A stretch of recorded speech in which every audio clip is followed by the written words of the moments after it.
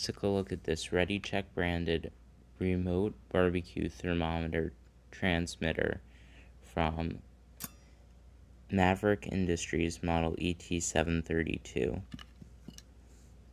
We have two carbon contact buttons, the LCD, a wire antenna, 110 microfarad 16 volt capacitor, 105 degrees C Fuji RS, two 10 microfarad 16 volt tantalums, three unknown frequency crystal oscillators, 7 SMD inductors, one SMD NPN transistor, one linear voltage regulator, and a blob chip. So that's what's inside this.